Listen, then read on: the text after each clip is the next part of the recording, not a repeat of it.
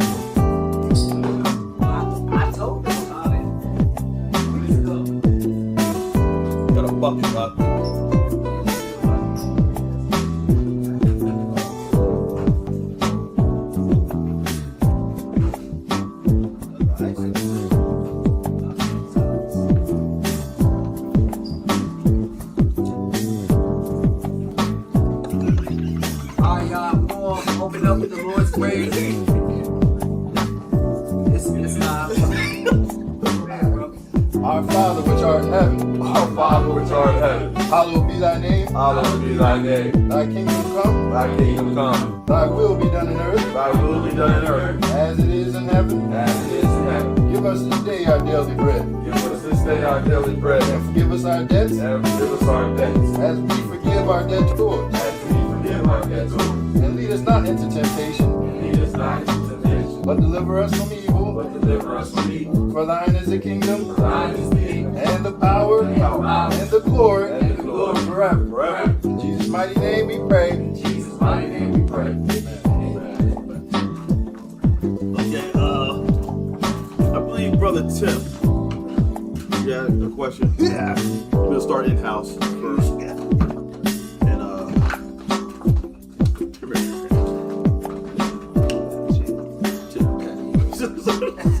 come here.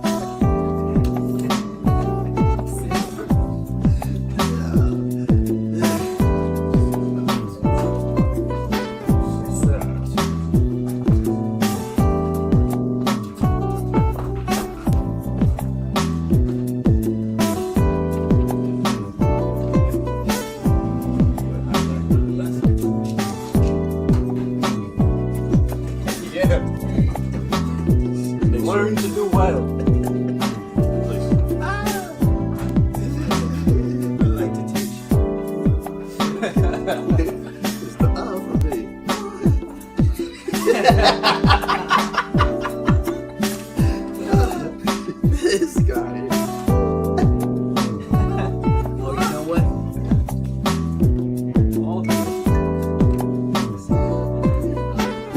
I know we got one. Brother Timmy got one fast. Hold on. Got your question.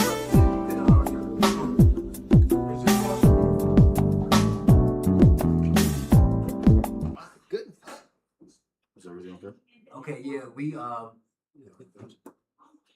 There's a lot online, huh? Yeah. Peace, McNew.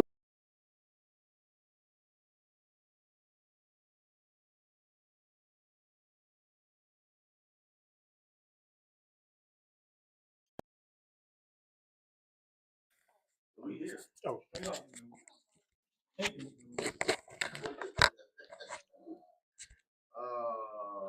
thank you, Destiny. Please, us. Thank you, Dion. Okay, yeah, we look good. they said no audio. Now the audio should be on. Mic check, 1, 2, 1, 2. Testing. We didn't hear that. We was thanking you guys for the cups. Thank you for the cups. Thank you. No. That's been fixed. You're welcome. Oh, you hear us? Y'all hear us? Oh, yeah, I'm gonna go back. Let's see. Let me know y'all hear us. Thank you, Dion and Destiny. Yeah, she said, yeah, they can hear you. Yeah, audio is good now. All right, beautiful.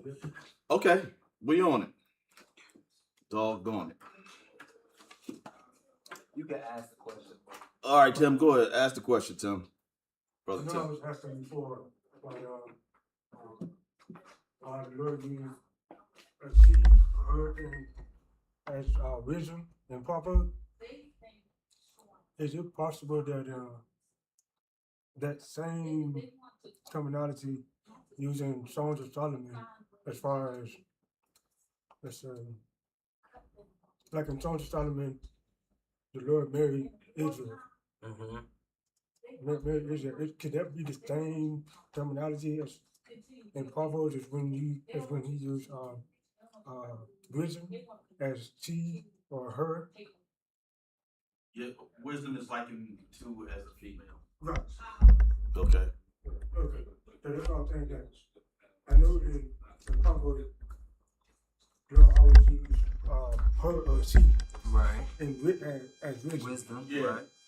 Is it possible that same terminology in Songs of Solomon? Like as far as What a song of Solomon? the book of Songs Like of the Solomon. daughter of Zion? Yes. So like how the Lord married Israel. He married us as in reference of saying, I know people can get confused with that's our like we thinking it's our parents that we supposed to marry, like not a parent, like individuals we married to each other, like husband and wife. Mm-hmm. But and so the Solomon is not using that type of terminology, but saying the Lord married Israel, as in he's doing it for us first. Spiritually speaking.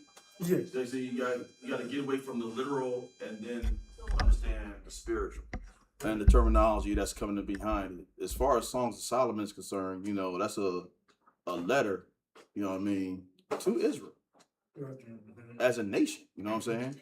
As a nation, you know what I'm saying? Like he refers to it in there, and it's a poem in there. It's like, you know, daughters of Zion, you know, I am black, you know what I mean? Mm-hmm. Like the curtains of Solomon, you know what I'm saying? You know, individually, that's talking about the Lord, you know what I mean, himself, you know what I'm saying? And daughters of Zion, you know, when the Lord comes back, spiritually speaking, we are first. Look, Israel is referred to as a nation, as a son, right? Spiritually speaking. But when he went and talked to Pharaoh, he said, "Listen, he told Moses, go to Pharaoh and say, Israel is my son, even my firstborn." He said, "Let my son go. I'm gonna kill your firstborn." Then on another token, spiritually speaking, Israel, is the mother. Y'all be careful back there. Keep it back in the back. Keep it to a low rumble. So Israel being the mother of us all, because in Revelations you got this whore of Babylon, right? So and the church,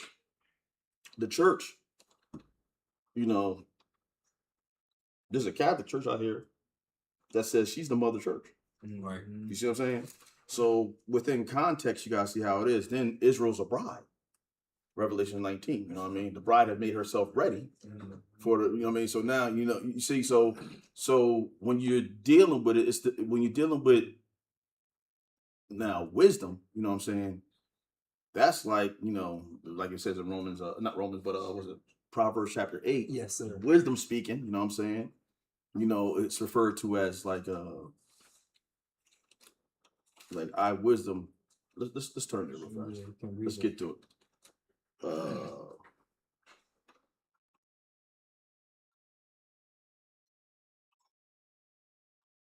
Proverbs 8. It's Proverbs 8. Pick it up at verse 1. All right. Proverbs 8:1. Doth not wisdom cry? And understanding put forth her voice. Look. See how it's as a woman, as a nurturing factor. You see what I'm saying? What'd she do? Verse 2. She standeth in the top of the high places, by the way in the places of the paths. She crieth at the gates, at the entry of the city. Who is she talking to? At the coming in at the doors. Unto you, O men, I call. Go ahead. And my voice is to the sons of man. What is she saying? O ye simple, understand wisdom. And ye fools, be ye of an understanding heart. See, why is that? Look how she's speaking. Read. Hear, for I will speak of excellent things. What else? And the opening of my lips shall be right things. For my mouth shall speak truth. And wickedness is an abomination to my lips. Go ahead. All the words of my mouth are in righteousness. Now, why are we saying this? Because everybody is going to have to come and get this wisdom, which comes out from the Lord's mouth. You know what I'm saying? But it's a nurturing factor. You know what I'm saying? You know what I mean? Galatians chapter 4, I think it is. Let's go there real fast. Because I think I mentioned it, but I want to show you that Israel's the mother of us all. Or Jerusalem's the mother of us all. You know what I'm saying? And then when you look at it from this perspective, Nice. everybody's going to have to come and get their marching orders from us. All right, so listen,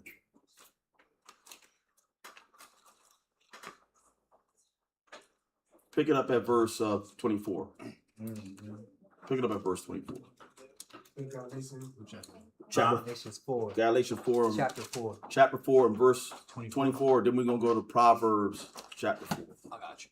Go ahead. Verse 24. Yeah, go ahead. Which things are an allegory. For these are the two covenants. Come on. The one from the Mount Sinai, which gendereth to bondage, which is Agar. But this Agar is Mount Sinai. Well, Agar is really Hagar. That's what he's talking about right here. All right, go ahead. For this Agar is Mount Sinai in Arabia. So really, the covenants really, and this is an allegory. They're comparing the difference of the covenants because one is carnal, which goes to death, but the other one is spiritual, which is going towards life, and that's the one that's dealing with the wife of promise. So we still dealing with.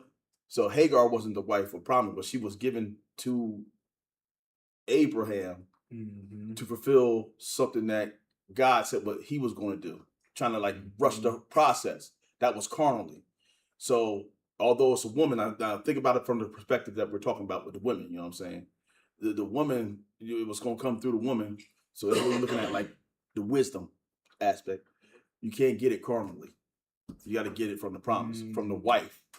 All right. And the mother is going to give you what's right and what's nurturing.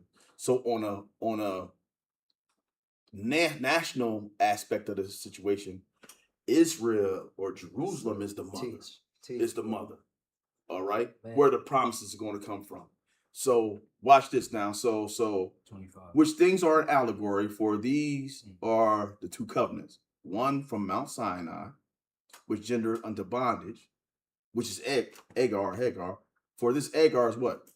Is Mount Sinai in Arabia. But who does she answer to? And answer to Jerusalem. Remember, Hagar had to go back. When she left, the angel told her to go back and submit yourself to Sarah. And do all she had to say. You do what I'm saying? Yes, sir. All right, keep reading this, bro. And answereth to Jerusalem, which now is, and is in bondage with her children. True, but this is where we want to get to, verse 26. But Jerusalem, which is above, is free, which is the mother of us all. See, because what's going to happen? Go to Isaiah chapter 2. I let the book say. Go to Isaiah chapter 2. And then we're going to Proverbs. Isaiah chapter 2. When it's all said and done, everybody got to go to Jerusalem. Isaiah chapter 2.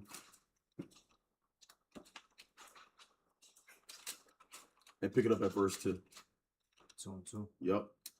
And it shall come to pass in the last days. When? In the last days. What's going to come to pass? That the mountain of the Lord's house shall be established in the top of the mountains. So the mountains being the nation of the Lord's house is going to be established at the top of all nations. Go ahead.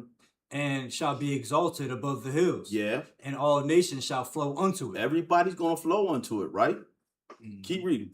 And many people shall go and say, Come ye, and let us go up to the mountain of the Lord, to the house of the God of Jacob.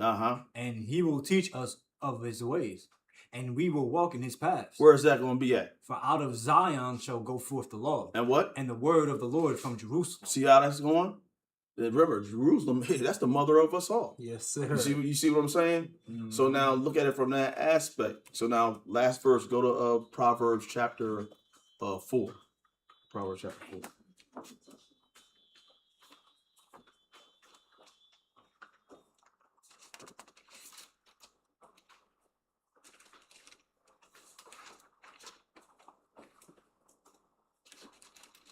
And pick it up at verse 1.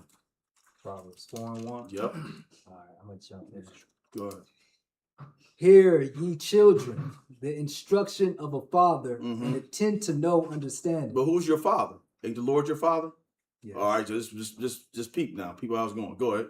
For I give you good doctrine. What'd he say? Forsake ye not my law. Go ahead. For I was my father's son, tender and only beloved in the sight of my mother. What'd he say? What'd she say? He taught me also and said unto me, let thine heart retain my words. Keep my commandments and live. All right, so it goes from the father right to the mother, and the mother's going to echo what the father says down to the children. See what I'm saying? So just think about it. You got it? Okay. So anybody else got anything to add to that? Or y'all straight?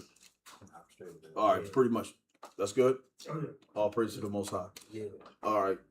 So they're both allegory. Yeah. Yeah. Right? It's both allegory. But were you about to say something else? Oh, no. I was just going to answer the question I asked earlier. Yes. Yeah, go ahead. Where there's we keep Bible study on Wednesday.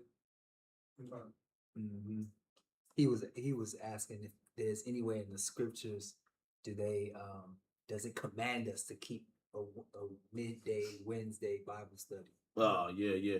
Nah, it's not biblical. I mean, no, that's just something that I've seen everybody do when they came in there.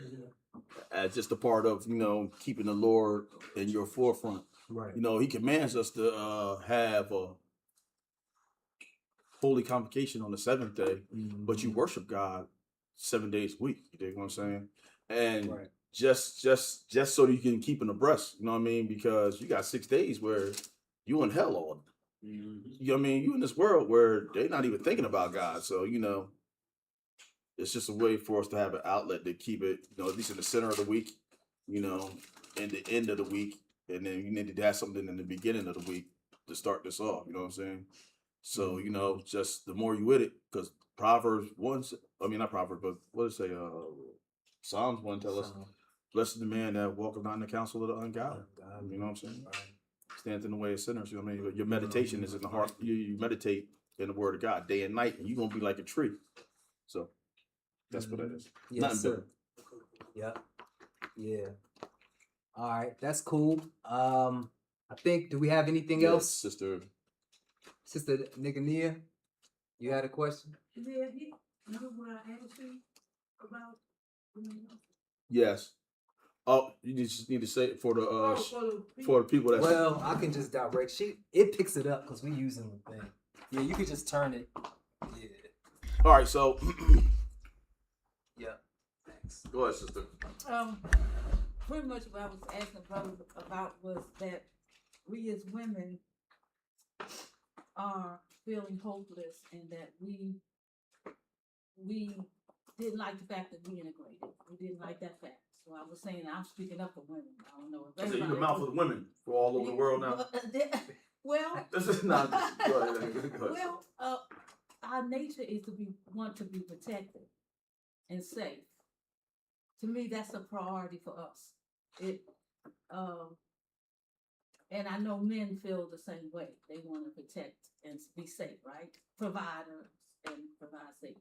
So I'm just saying, as women, we feel that we're not. We feel that we're being attacked, and you are. Yes. So are the men. Mm-hmm. Yes, but this is, to me, they're fighters. They're built with the testosterone and all of that, so they can fight back. But we're not built like that. As women, we're not built like that to do that. That's not our job or our duty. We're more helpers to help you. Yeah, help if you get in a fight, then I can help with let's say if I had a gun or something. So anyway, I'm just saying that we feel like we should not be here integrated, first of all. And I said, you feel that way, or all women? Well, I was telling you that I was taught since I was a youngin', yea high to a grasshopper by the angels, that there's a certain. You said by the angels? By angels, yeah. So, anyway, because angels talk all in the scripture, but people don't act like they're not there. No, go ahead. Yeah. So I'm just saying,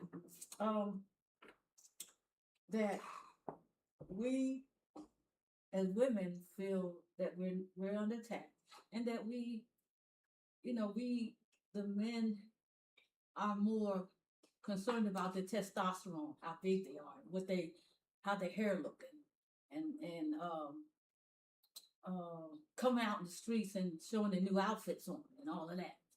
And we as women feel like we need to be safe, like again, and protected, and we need to get out of here. Because this world, this world is Satan's, and we need to build our own. So what is your perspective on that? Because we're losing too many women and children. It's just madness out here. They raped a 5-year-old little girl and threw her in the trash. Yeah. They raped a 18-month-old baby. Yeah. That's madness. Right. It's just and more women are becoming prostitutes because they feel there's no other way to do it, and the children are confused about whether they should be male or female. Why do you think that is? Of course, we know this society is saying it's okay. First thing, and the men are not there to fight for them, because a lot of rules are now that you better not say nothing about that they are homosexual. You better not say that. Yeah, this is because this is what you wanted, Israel. this is what you wanted. So God said, you know, Deuteronomy 28 tells you, if you do this, if you obey me, then you're going to be blessed above all people. People going to know who you are. Your enemy's going to know who you are. You know what I mean? Everybody in the world is going to know exactly who you are. They're going to know that I'm among you. They're going to be provoked to do things that you do if you obey me. If you don't, I'm going to curse you above all everything. You know what I mean? I want to kill your men with the sword. I'm going to kill your men with the sword. Yeah? You know, the men are what protect the nation. The women echo what the men say. So when they start taking the men out of the household, first of all, you took out your land, and you're going to your enemy's land, and you're governed by your enemy's rules. Yeah. And the Lord, for the most part, said, "This is where you're going to stay until guess what? I come back and get you." Right. See, that's what people missing. So when the Lord come back and get you, that's when and he's going to turn all these curses around. That's on you, and then put them back to your enemy. So look here. Let's go to Deuteronomy 30. So the remedy is to sanctify the Lord where you at. And then he's going to be a sanctuary for you in the land of your captivity. We're going to read that. So now watch this. Go to Deuteronomy. Yeah, go to Deuteronomy 30. We'll start there. Deuteronomy 30. Pick it up from 1 to 8. I'm showing you where we're going to go. We're going to go to Deuteronomy 30, 1 through 8. We're going to go to Ezekiel 11, 16 through 21. We're going to go to Isaiah 8 and 13. And then we're going to go to Jeremiah 29, 4 through 14. Yes, sir. This is all, and this is, you can put be a sanctuary, or the Lord will be a sanctuary for you. And then what he's going to do for you. Okay? So, because in all these, you're going to see that the Lord himself, he's not telling you to flee. He's going to come back and get you from the land where he drove you to, and then bring you back to the land. So this is what we're supposed to do, because we're here for punishment, because we chose death instead of life. We chose that. Well, one might say, "Oh, I wasn't alive when that happened." Hey, you're a product of your forefathers right now. You know what I mean? Yeah, it is what it is. Our forefathers said, let his blood be upon us and our children. Hold on. I wasn't even here. Right. So I'm sorry. It is what it is. You know what I mean? But now, this is how you get remedy. Deuteronomy 8, pick it up Deuteronomy 30, 1 through 8. What it say? And it shall come to pass, when all these things are come upon thee. What's going to come upon us? The blessing and the curse. You can read about that in Deuteronomy 28. Go ahead. Which I have set before thee. And thou shalt call them to mind among all the nations. Where are you going to call them at? Among all the nations. You're going to bring back to mind everything that I told you about in Deuteronomy 28 in all the nations, whether you scattered at. Go ahead. Whether the Lord thy God hath driven thee. Yeah. And shalt return unto the Lord thy God. And shalt obey his voice according to all that I command thee this day. Because what was good for you yesterday is good today. Jesus Christ is saying yesterday, today, and forever. Go ahead. Thou and thy children. Who's supposed to do it? Thou and thy children. So you and your children. And the men, watch this. The men are the ones that's supposed to teach sons. Yes, sir. Their sons, and their sons, and their sons. The woman is to help me, or suitable for the man. She is supposed to echo what the man is putting down, because the man is the head. So when you take the head out of this, anybody remember Claudine, the old movie Claudine? Remember that? That's the beginning, when they started taking the men out of the household. You see, because when I grew up, the man ate first, then the children. You know what I'm saying? So this is insidious. The word insidious means slow moving. So the devil ain't going to tell you the devil right upon you. What he's going to do is work through legislation and get it to where it is right now. Because one of the things in Deuteronomy 28 says, God speaking from the men's perspective, because the men are the head, he said, your eyes are going to fail with longing when you see your children go into captivity and you have no might in your hand to do anything about it. You see, we don't have no might. You know what I mean? But when you stand up as a nation, hey, if somebody come through your neighborhood and starts taking children, the neighborhood had the right to, hey, whoever come back here, we're gonna grip this dude up or whoever and deal with him. You do that now, as you going into jail. You see what I'm saying? You really used to have the right to publicly arrest somebody. You do realize sheriffs and all them, they were public servants. You could administer justice.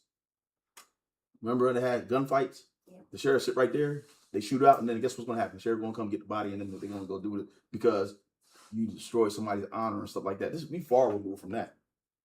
We're far removed. And the government got you all scared now. So anyway, another lesson for another time. But anyway, so now, what did it say, brother? Thou and thy children. You and your children, go ahead. With all thine heart. Yes. And with all thy soul. That then the Lord thy God will turn. That then the Lord will do what?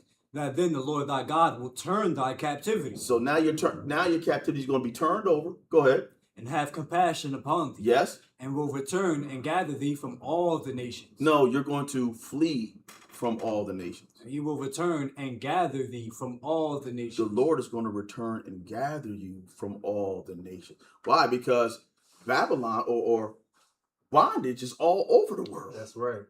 It don't matter where you go. There is no escape. You see what I'm saying? Unless you're in a super remote part of the town. But even there, you have no sanctuary. They can come in and do what they want to do to you because what's governing them? This is the Gentiles' world right now. Go ahead. Verse 4. Verse 4. If any of thine be driven out unto the outmost parts of heaven, from thence will the Lord thy God gather thee. Who's going to gather you? The Lord thy God gather thee. Keep reading. And from thence will he fetch thee. And the Lord thy God will bring thee into the land which thy fathers possessed. See how that's going? The Lord is going to get you and bring you into the land from wherever you find yourself at. Go ahead. And thou shalt possess it. And he will do thee good and multiply thee above thy fathers. And the Lord thy God will circumcise thine heart. Now mind you, this is what you got to understand. See, we're getting ahead of the game now by circumcising our hearts now to obey God. You see what I'm saying? We're ahead of it. We're being ahead. We're working out our minds so we can get ready so that when the Lord comes, we just walking right on into it. It's going to be like just changing clothes. All you want to change is your body. Your mind won't be there already. Amen. You see what I'm saying?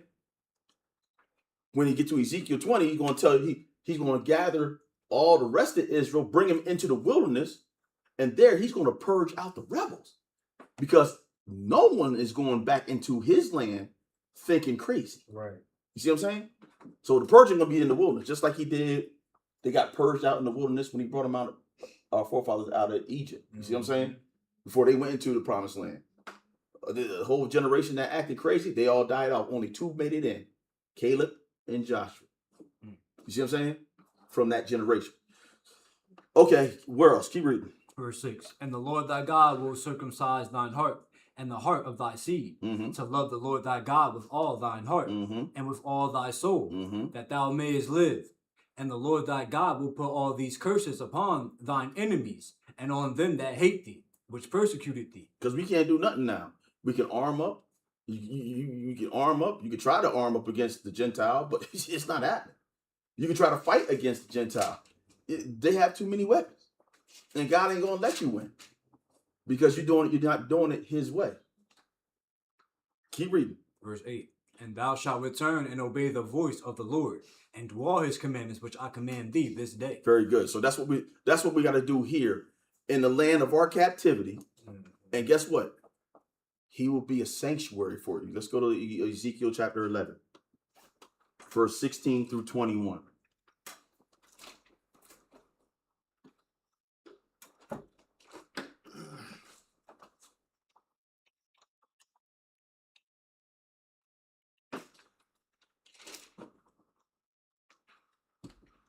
Ezekiel 11, verse 16 says, therefore say, thus saith the Lord God, Although I have cast them far off among the heathen, Mm-hmm. and although I have scattered them among the countries, What? yet will I be to them a little sanctuary in the countries where they shall come. See how they go? The Lord said He's going to be a sanctuary for us in the countries where you're going to go, because you're around your enemies. And, you know, we can, I dig it, trying to get to leave, but really, where are you going to go? What's going to happen is you're going to be a light. What we're going to do is start to be a light in the land of darkness so that people can be drawn. Remember, the Lord said, if he be lifted up, he going to draw all men unto him. So guess what? We even need to be a form of mercy for these people around that don't know what's going on. Because ultimately, the Lord said in Jeremiah 16, the Gentiles going to come from far and wide and say that we have inherited lies and vanities and things which do not profit. But how they going to see that? Because if everybody get up and flee, how they going to see what righteousness is? So even us being in the land of captivity is really being a light for them, because God is in the business of saving souls out of all nations. It's true. All nations that's here who is called by his name, not just Israel. So we even call here that it's going to be a lesson for them, even for them to see what happens to God's own people if they do not obey him. Yes, sir. So God's saying like this, if you think that you're going to get away with doing wickedness because I haven't come to you, no, let me show you what's going to happen to what happened to my own people that disobeyed me. So that can be a lesson to you and yourself that, hey, you ain't getting away with nothing. Keep reading. Where we at? Verse 17. Read it. Therefore say, thus saith the Lord God, I will even gather you from the people. Who's doing it? The Lord God. Is he telling you to flee? He's not telling you to flee. He said, stay right where you are. Yeah, he said, I will even gather you from the people And assemble you out of the countries where ye have been scattered. And I will give you the land of Israel. Because if you try to go back to the land of Israel right now, there's people that try to do that. They put them in the worst part. They put them in the moment. You know what I'm saying? They second-class citizens. And they actually need, it's actually their land. And they got people wicked that's not there. So you see, the world's not going to do what's right. That's why God is going to have to come through and make what's right to be right. Yep. Because no matter how much you get, they're not going to do it, because it's given to the Lord said it's given into the hands of the Gentile right now, right? Keep reading, Israel. 18.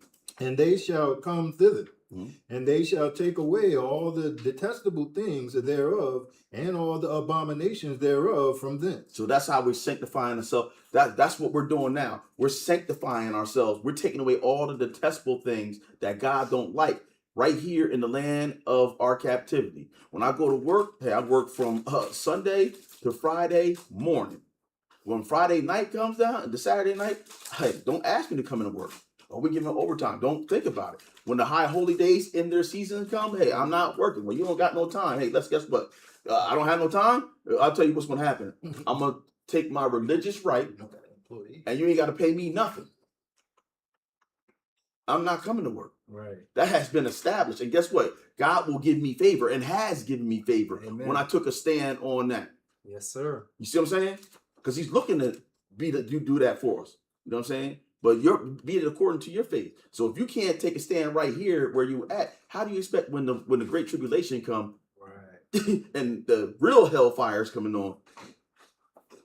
How you expect to overcome if you can't tell your boss no? Right now. You think you're gonna muster up enough courage when a gun in your face, or you got a hatchet to your neck? You be like, I'm not going, for Christ I live, for Christ I die. You can't even tell the boss, I'm not going to come to Christmas dinner. Right. Get out of here. All right. Yeah, all right. So that's what we're building up here in the land of our captivity. Yeah. What else, Israel? Give me some more. What verse? Verse 19. And I will give them one heart, and I will put a new spirit within you, and I will take the stony heart out of their flesh, and will give them an heart of flesh, that they may walk in my statutes, and keep mine ordinances, and do them. And they shall be my people, and I will be their God. 21. But as for them whose heart walketh after the heart of their detestable things, and their abominations, I will recompense their way upon their own heads, saith the Lord. Yes, God. sir. Go to 8. Ezekiel 8. Isaiah 8 and 13. Just one. Just showing you that he's going to be a sanctuary for us here in the land of our captivity.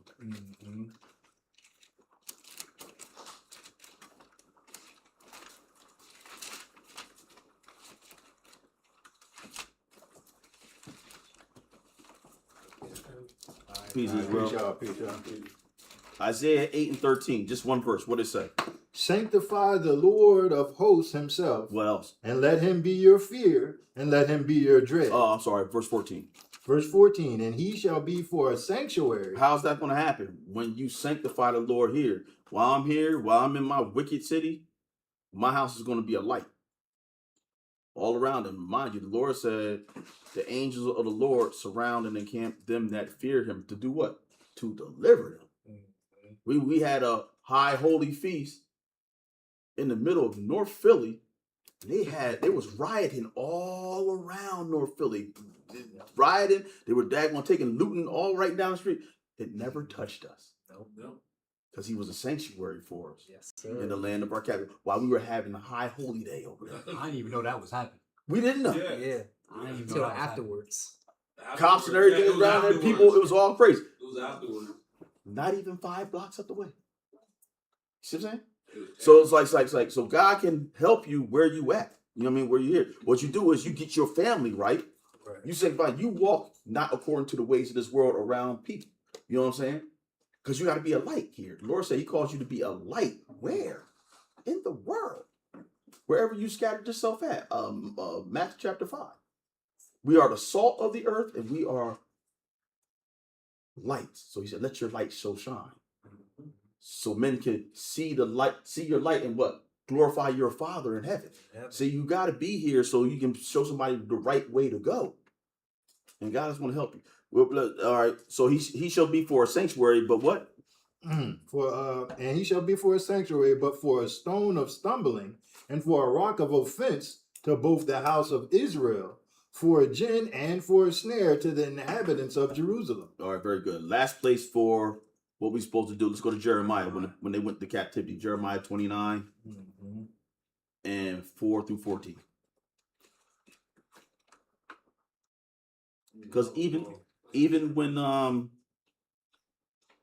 this is when it was in the land, and the Lord had pronounced by the mouth of Jeremiah that they was going to go into captivity for 70 years.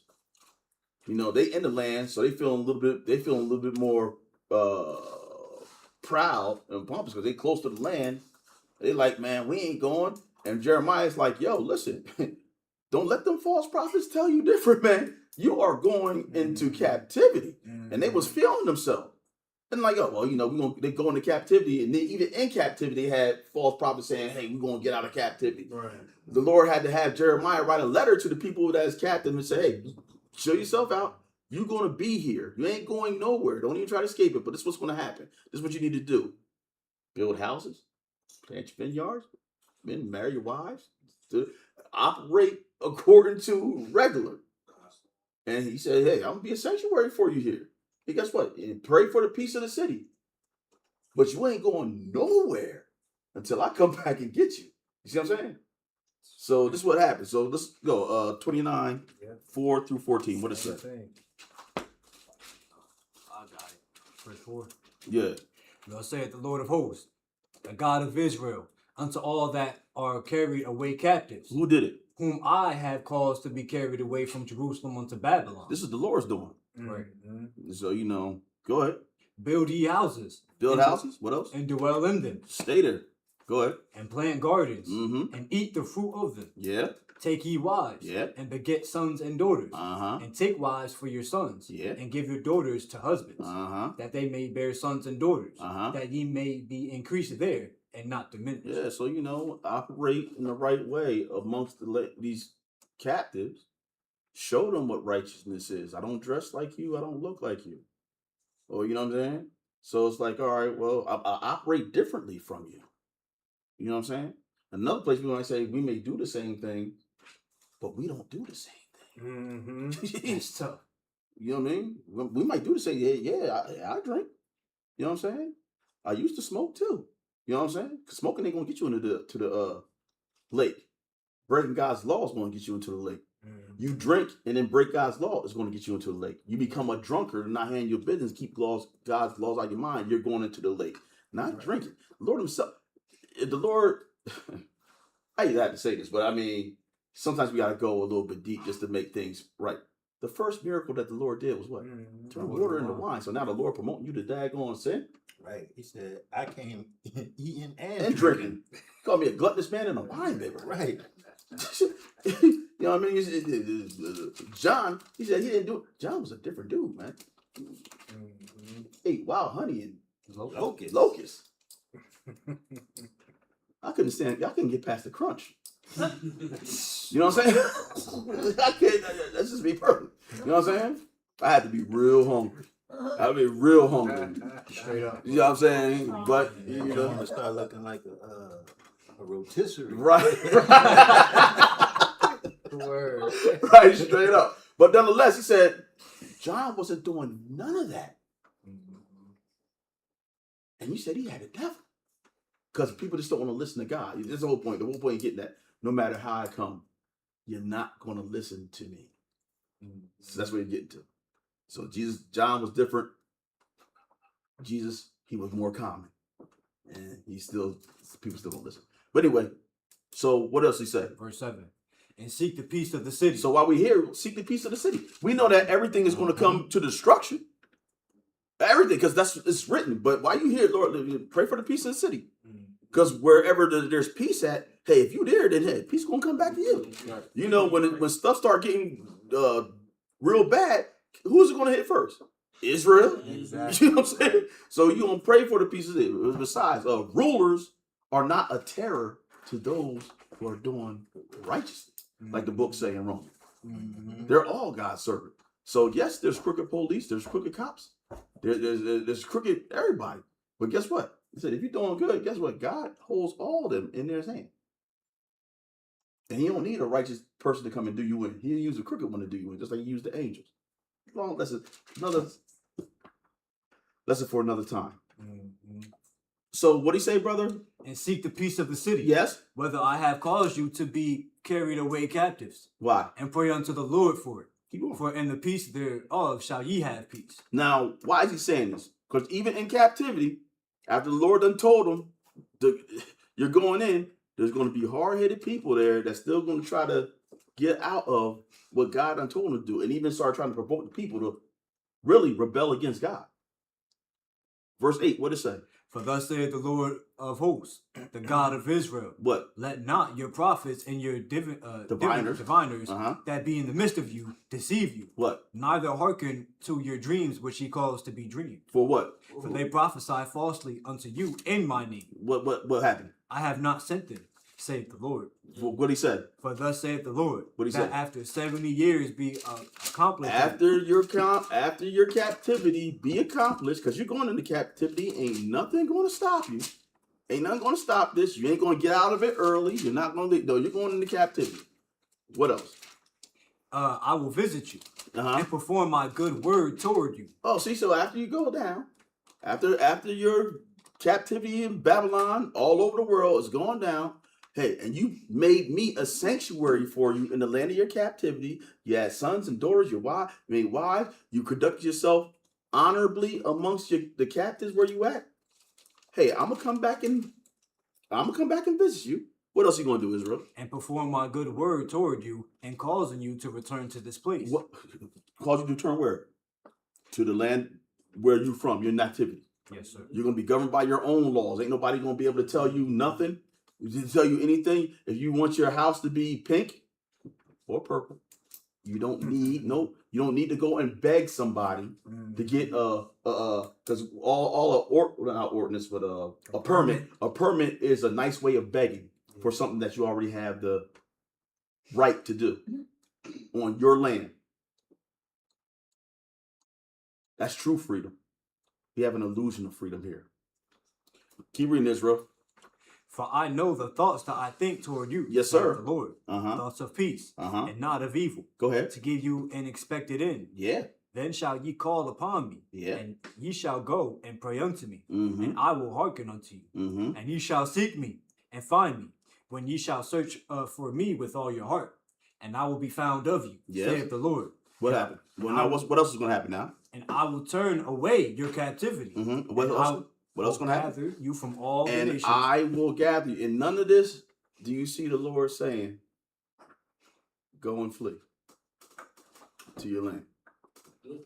The Lord is going to gather you. In all these passages that I've given to you, sis, you're seeing that the Lord said, I'm going to be a sanctuary for you where? In the land of your captivity. While you're here, get your mind right. Get your actions right. So you already halfway there. I can't see nothing but your eyes. So now it's like, okay, boom. You know, no. Because when we was talking, you were saying like, you know, what's crazy to me is I talked before and I said, yo, well, what's crazy is we have the truth. But Muslim women, they're more honorable in the fact that, man, they're not showing their body off like that. Mm-hmm. But here we got the truth, and then what we feel like we can just go ahead and show off our body and do what we want to do. That is a shame. Yeah. So It's you know, crazy. as far as that's concerned, you can read on your own in Isaiah chapter 5 what the women are going to do to the haughty, what God is going to do to the haughty women, women that stick their neck out and tinkle. Isaiah 5, right? Yeah, 3. Try Isaiah 3. Yeah. Thank you, brother. I was thinking bonnets. that. Yeah, all that stuff, man. I mean, y'all brothers, after I'm done with this, y'all can read whatever y'all want to read. I just want to show you that right here. The Lord. You know what I'm saying? So now, are we done here? Nah, I said we going to 14. What verse are we? Middle of 14. Read 14 again, yes. And I will be found of you, saith the Lord. Mm-hmm. And I will turn away your captivity. Mm-hmm. And I will gather you from all the nations, Mm-hmm. and from all the places whither I have driven you, saith the Lord. And what? And I will bring you again into the place whence I caused you to be carried away captive. All right, that's good for me.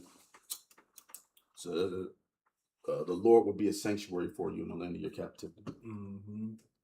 Anybody got some more stuff for us? Sis got it. Okay. I think you have helped a lot with giving me some more understanding. So this is a question though I still have, and that is that you mentioned this is going to be sanctuary. He will gather us, and you said building houses and all that, right? Now, because this is the last day, do you think that time is past where that time is passing now that we should be getting ready to? You said it doesn't say flee, but Revelations 18:4 does say come out of her. Okay, it doesn't say flee, but isn't that the same thing? If you come out of her, well, I just thought about no, it's not, because if you come out of her, you're not fleeing, you're just preparing and You're mentally coming out from their ways and actions. Right. That's what that's talking about. Well, if that second verse says a plague, that's not mental. A plague is physical, correct? What second a plague, verse? It says come out of her or you will be partakers of a plague, correct? Oh, absolutely. Okay, so that's physical. So and then if you read the verses before that, 13 up till 18, he's destroying America. So shouldn't he's destroying Babylon, that system. See, because here now we're gonna break some things down. Okay. America is a little fish in a great big pond. Because somebody done told me before that that's talking about America. No, we're scattered all over. Right. Babylon is a system all over the world. So that's what you gotta understand what this is. See, because guess what was a plague? COVID-19. Right. Yeah. You know what happened with COVID-19? The Lord was a sanctuary for us, particularly Israel Church of Jesus, because we kept on going to church. And he was a very much sanctuary for us during the time of that pestilence or that plague. You see what I'm saying? Okay. So, because we came out, we didn't buy into the world system. We didn't care about them talking about, wear a mask. We had to fly. Stand 6 feet away from each other. Show you how the world system is, because they about fear and all that stuff. Not saying that it wasn't here, but the God is in control of everything. But guess what? How are we going to stay 6 feet away from each other when we're sitting not even a foot apart from each other? Right. See? They're always getting you. That's why the Lord said, sanctify the Lord of hosts himself. Let him be your fear. But people started fearing man. Exactly. Man said, hey, God is in control of everything. If he wants you to get got, you will get got. So it's like this, you got to prepare yourself mentally. Otherwise, Shadrach, Meshach, and Abednego, when the Nebuchadnezzar said, hey, when you hear the sound of the trumpet, the flute, and all that's all parallelism, showing you what the man's going to do at the end. Yes, sir. Are you going to fear man, or are you going to fear what God said? All these things are here to show you how to come out of Babylon. You see what I'm saying? Because Babylon want to tell you to do one thing when the Lord is telling you to do something else different. So when you're fleeing, it's not always meaning literally. Right. Sometimes it's figuratively or allegorically.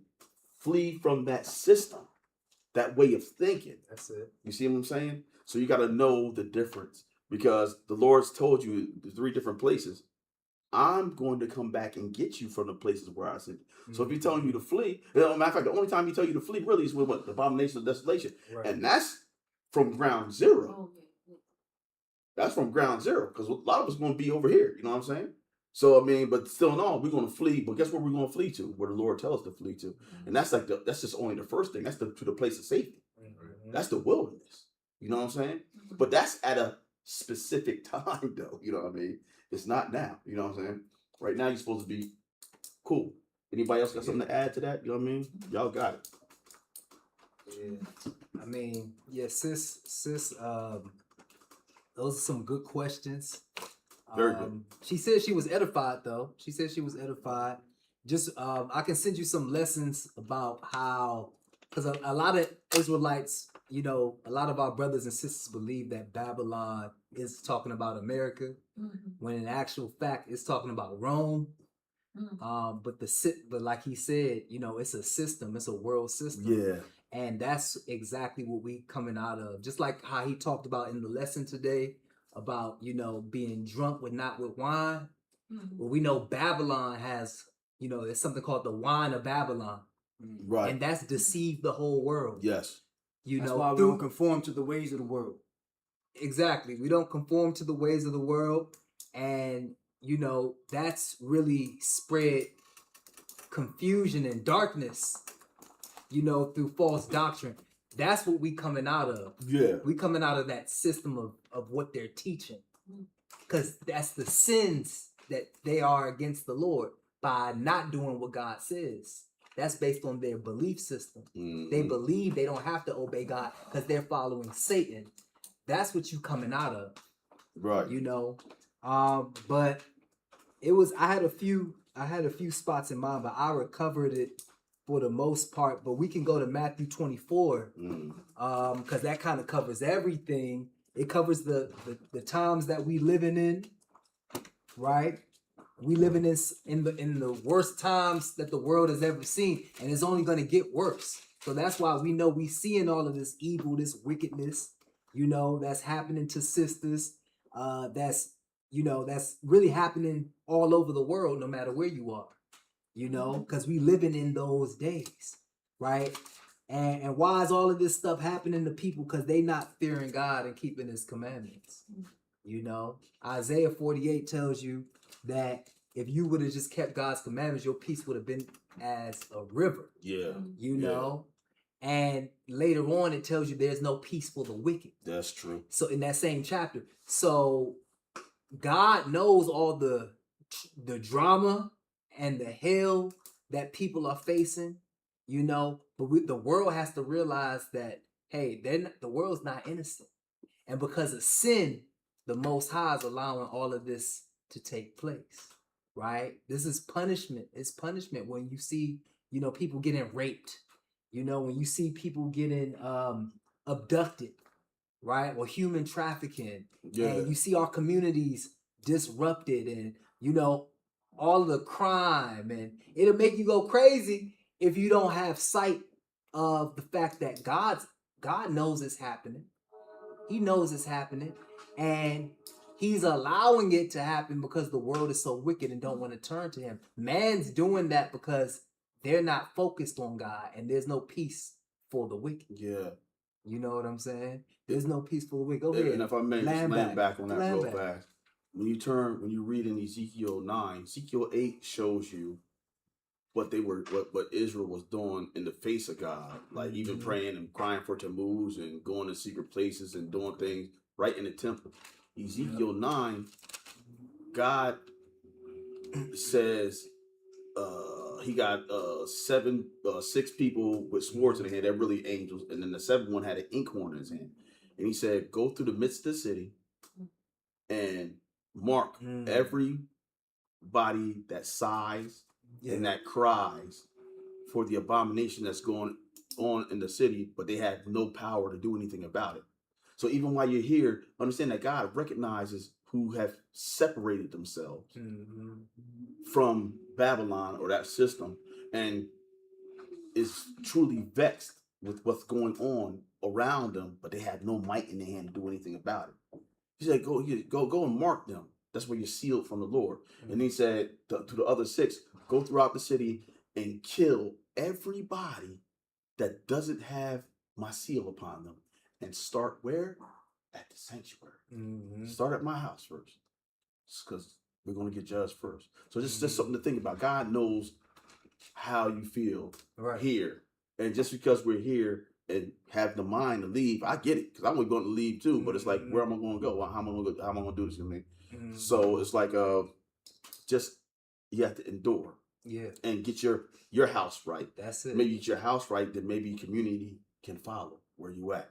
Or somebody might grab somebody else around you at, and it may actually spread.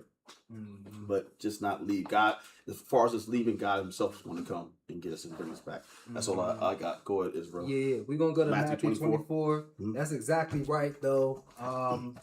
And that's the thing. At the same time, no matter where you are in the world, sis, it's going to be trouble. Yeah. As well, because we got to remember, before we read that, in Isaiah 24, right? Don't it tell you that the whole world is given to the hand of, that's Job 9. But Isaiah 24 tells you that the whole world is devoured under a curse. Yeah. Right? Because they have transgressed the laws and broken the everlasting covenant. Yes. So the whole world is wicked no matter where you go. Yeah. So like bro said, we got to focus on serving God, keeping his commandments, right? And the Lord can take care of us. I'll read it for you real fast. The earth also is defiled under the inhabitants thereof. This is Isaiah 24:5. The earth also is defiled under the inhabitants thereof, because they have transgressed the laws, changed the ordinances, broken the everlasting covenant. Verse 6. Therefore have the curse devoured the earth, and they that dwell therein are desolate. Therefore, the inhabitants of the earth are burned, and few men left. Right. Nowhere to run. Right. Nowhere to hide. Yeah, it's going to be bad everywhere. Yeah, you can hide underneath the Lord. Yeah, and that's what we have to do. We got to turn back to God. God knows it's happening because of sin, because of wickedness. So we got to just focus, right? We can't let that trouble us, though. And that's what we're going to learn, because he knows that it's terrible in these last days as well. Right, so that's what we're gonna learn right here. Matthew 24. Where we at? And we're gonna pick it up at verse 3. All right. And as they sat upon the Mount of Olives, the disciples came unto him privately, saying, Tell us, when shall these things be? What shall be the sign of thy coming and of the end of the world? Right. And Jesus answered and said unto them, Take heed that no man deceive you. Take heed that no man deceive you. So they want to know, what's going to be the sign? How are we going to know that we are in the last days, the end of the world, right? And we know that's the times we living in right now. Absolutely. Right? So he said, take heed that no man deceive you. Again, that's why so much falsehood. But keep reading, bro. 5. For many shall come in my name, saying, I am Christ, and shall deceive many. Okay. And ye shall hear of wars and rumors of wars. See that ye be not troubled, for all these things must come to pass, but the end is not yet. Right. So that I wanted to hit that too, because look at the fact that the Most High understands. This is Christ speaking, right? Mhm. And we got to understand that God knows all the trouble that's taking place, right? So we can't get weary in the fact that it looks terrible around us, right? All of the death, all of the pain, like God sees it. He knows that, it's hard out here, right? That's why it says, and ye shall hear of wars and rumors of wars. See that ye be not troubled. So you can't be troubled, sis. We can't be troubled when we see all the terrible stuff that's going on. We in the last days. We got to expect it. Right? Christ is saying, don't be troubled. So you have to focus on what you need to do. Yeah. Right? Which is fear God, keep his commandments. And that's the best thing we can tell somebody else to do. Right. To help their situation. Right? But don't be troubled. Go ahead, bro. For nation shall rise against nation, kingdom against kingdom. And there shall be famines and pestilences and earthquakes in diverse places. All these are the beginning of sorrow. Right. So that's even going back to her question as well, because we know that Babylon is in control at the end of the day. Right. Right. And where do we go? Are we supposed to leave because we see all of these things happening? Are we really supposed to flee somewhere because it's war or it's disease or it's famine? Like you could try, but it's everywhere. You're gonna run right into it. It's everywhere. You're gonna run right into it someplace else. Yeah, you know what I'm saying? It's everywhere. So the Lord is showing us how to move in these last days, and He's telling you when it's when it's time to flee. So we're gonna skip down to verse 29. We're gonna get right to the point. Okay. And matter of fact, before we hit that, let's actually skip down to verse 14 and 15. All right. We'll get there slow. You want to do 13, bro? Yeah, go ahead. But he that shall endure till the end, the same shall be saved. And this gospel of the kingdom shall be preached in all the world for a witness unto all nations, and then shall the end come. Yeah, so no matter where you are, it's going to be terrible, right? Because we talking about the end of the world, sis. But the point is, we have to endure whatever we face with, whatever trouble, whatever problem, right? It even tells you earlier that people are going to try to kill you. So we know, right? And people are going to die. Yeah. People are going to have to give their life up. So when you see these things, you can't be troubled by it. Right. Hated, persecuted. Yeah. Right. That hasn't even really come yet. Yeah, it's going to get worse. Because like you said, we're at the beginning, right? Right. This is just the beginning of sorrow. The pestilence, the diverse famines and wars being mentioned. That this is just the beginning. Right. So now the heat about to get turned up because now they're gonna start killing you. Exactly. You know what I'm saying? And it's bad right now. But it's only bad. going to get worse. Right. It's only going to get worse. We're still able to, unbelievable. We're still able to come and meet up at church.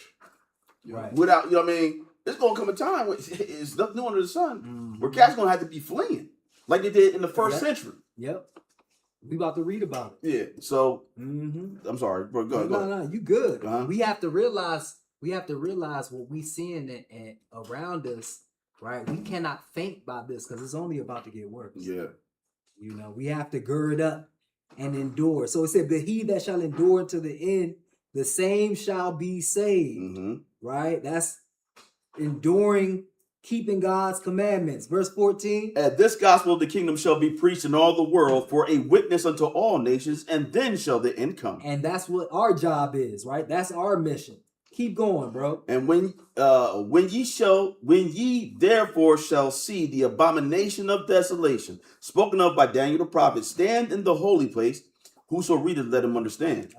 Then let them which be in Judea flee into the mountains. Right. So we see that this is talking about the abomination of desolation. That's also coming, That's a major sign. From Babylon, the people that rule Babylon. Right? And understand that this shows you, sis, if you were thinking about moving to Israel or going to Jerusalem, this showing you that it's going to be a hotbed over there you know, in the last days. That's ground zero. That's ground zero when this happens, right? So even in Africa, no, you're not going to be able to escape, right, the troublous times, no matter where you go. Right. You have to have your faith girded in the Lord because He has the plan, the exit plan. And He's telling us when that we need to, you know, come out of a situation, come out of a country. And He's going to show you that right here. Yes, sir. Right? Keep reading, bro. All right, verse 17. Then let them which be in Judea flee to the mountains. Verse 17. Let him which is on the housetop not come down to take anything out of his house. Neither let him which is in the field return back to take his clothes. And woe unto them that are with child, and to them that give suck in those days. But pray ye that your flight be not in the winter, neither on the Sabbath day. Right. For then shall be great tribulation, such as was not since the beginning of the world to this time, no, nor ever shall be. Right. So it shows you what your you know, what's going to be taking place at this time and what your focus should be. Right. Right. So keep, that's why I even mentioned the Sabbath day. Right. Because you should still be keeping God's commandments no matter what's going on, brothers and sisters. Right. So now skip down. We're going to show you when the Lord going to come back and gather. Right. Because that's going to be when it's time to get out of the different countries, wherever you at. You know. So skip down, bro, to verse 29. Immediately after the tribulation of those days shall the sun be darkened, and the moon shall not give her light, and the stars shall fall from heaven, and the powers of the heavens shall be shaken. And then shall appear the sign of the Son of Man in heaven. And then shall all the tribes of the earth mourn, and they shall see the Son of Man coming in the clouds of heaven with power and great glory. And he shall send his angels with a great sound of a trumpet, and they shall gather together his elect from the four winds, from one end of heaven to the other. So that's when we're gonna get gathered. That's how we're gonna go home, you know. And that needs to take place because we cursed everywhere. Right. The world's under a curse everywhere. The world's gonna be at the worst it's ever seen everywhere. Right. And it's only gonna be by the hand of the Lord if you enduring and if you have the faith of keeping His commandments, walking in the Word, will He gather you, you know, back home. This is in fact the second Exodus. Yeah. So when you look at it, and that's from all over the world. That's all over. The ones that have knowledge of God, the very elect, you know what I'm saying? Like they're gonna be able to flee into the place of safety that God's gonna have set up. So they're gonna gather Israel from around the world, bring them to the wilderness where those that seen the abomination of desolation, standing in the holy place, they had that knowledge, they flee. Where they're just not fleeing anywhere. That's going to be to a specific place. You see what I'm saying? Who God has set out for us to go to. So, all right. And then the rest of Israel going to get gathered at the end of the tribulation. Right. So they're going to be the first people going to be in the secret place of the Most High. Correct. Psalms 91. They seen that big sign. Oh, the temple got built. That's why we're not worried about what Trump and them is doing. You know, they shake and rattle. They rattling spears and swords. You know, threatening war. We're threatening worldwide war. We're like, all right, you know, that's all problem. Did they build the temple yet? People are like, what you worry about them building the temple? You don't even know what I'm talking about. Right. You know what I mean? You don't even know. Y'all all scared about this. I'm sitting back eating popcorn, making sure my garments is white. Make sure my family is right. Make sure my mind is right. Making sure my children is right. Because when I see this sign, Lord said, when you see the sign, spoken of by Daniel the prophet, then flee. Right. And then I'm going to show you where you need to flee to. You ain't just going to go someplace in a remote place where you think is remote, because they're going to come and get you from there. No, I got a place set out for you. Yeah, this is divine. This is divine right here. You see what I'm saying? So if people really need to be telling you to get your mind right, get your house right. That's what the focus needs to be. That's the focus. You know what I'm saying? We can't escape the trouble that's in this world. Right? This world is headed to destruction. Our focus needs to be on the Most High. That's it. Yes, sir. You know, and He's going to take care of the rest. Yep. Right? But I already did a good job. He already showed that we got to move on to these next questions and be up out of here in about 30 minutes. So let's man. Yeah. Time flies when you're having fun. Straight up. Man. We gotta hit these. Yeah, what we got these is quick. So we got something first from Destiny Online, and it says, I'm not sure if this information is provided in the Bible, but before the New Testament was written, what was Israel's understanding of the devil and demons? What was Israel's understanding of the devil and demons?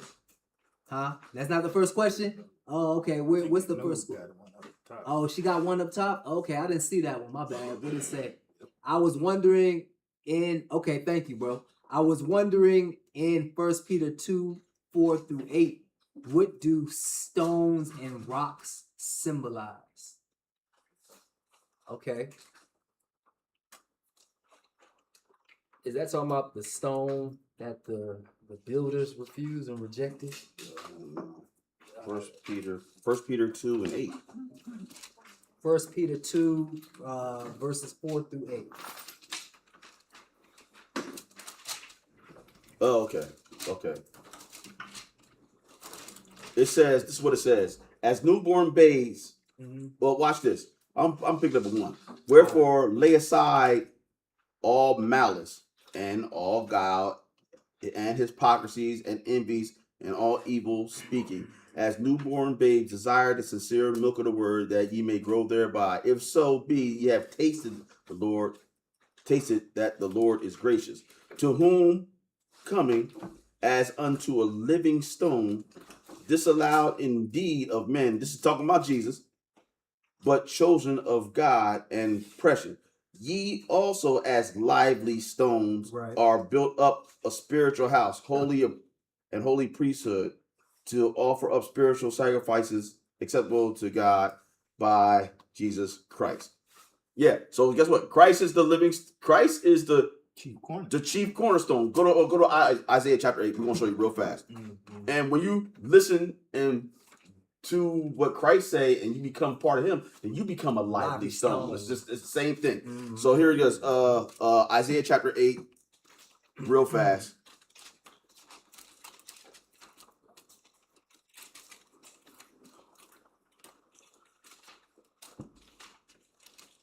Isaiah chapter 8, and pick it up at verse 13 and 14. Sanctify the Lord of hosts himself, and let him be your fear, and let him be your dread. Go ahead. And he shall be for a sanctuary. Yeah, so he's a sanctuary for those that have sanctified him, and they are submitted to what he got going on. Go ahead. But for a stone of stumbling, and for a rock of offense to both the house of Israel, for a gin and for a snare to the inhabitants of Jerusalem. Because if they haven't sanctified the Lord and let him be their rock, then now he becomes a stone of stumbling. Well, how can he become a stone of stumbling? People stumble at the name of Jesus. Well, you're not supposed to call him Jesus. You're supposed to call him Yahweh. Or you're supposed to call him Jehovah. Now they stumbling at Jesus. Oh, that's that. You mean Zeus? Now he's a stone of stumbling because and a rock of offense. He said now, or a snare to somebody because you can't get over the name now. Or maybe you can't get over the doctrine that he got. You know what I'm saying? Because some people believe that Jesus has a doctrine of going to church on Sunday. You know what I mean? Now he's become a snare to you. You know what I mean? It's like, yo. So when you operate according to basically what he's saying, when you operate according to his word, he's the lively stone, he's the rock, and we become lively stones right after him. That's what he called Peter, Cephas. Yeah. You know what I'm saying? But what does it mean? A rock. A rock. All right. That's exactly right. That's it right there, yeah. sis. So hopefully that helped. And so we can go on. We're gonna hit these next ones quick. So let's go to that next one. I think that was Destiny had the next one.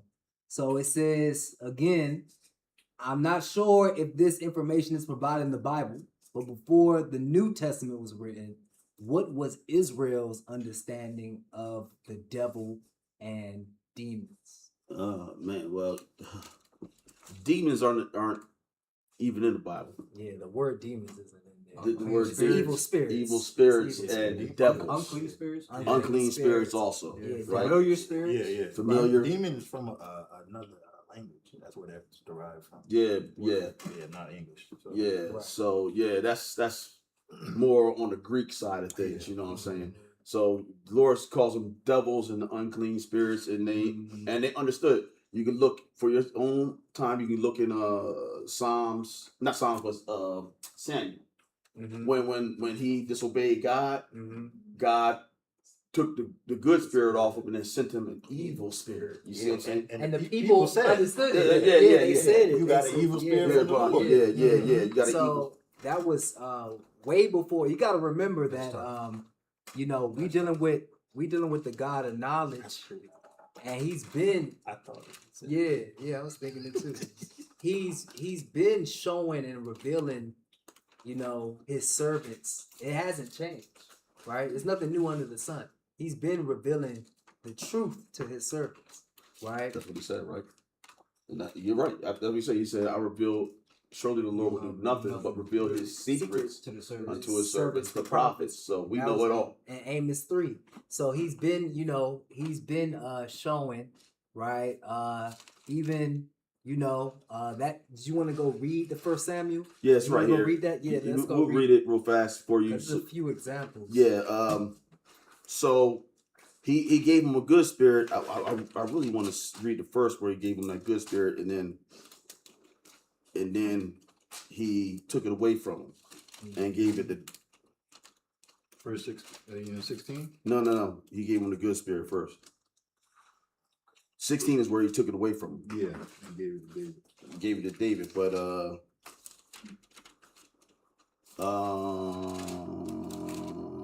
When you prophesied, That's chapter 9, I think. It's chapter 9. Make sure. Let's see. Just show where God gave him the spirit. He gave him a good spirit, and then he took it smooth away from him. No, I don't think it's got to be 10. I think it's 10. Oh, yeah. Yeah. Verse 9. 10 and 9. Yeah. So read that. Read 10 and 9. And it was so that when he had turned his back to go from Samuel, God gave him another heart.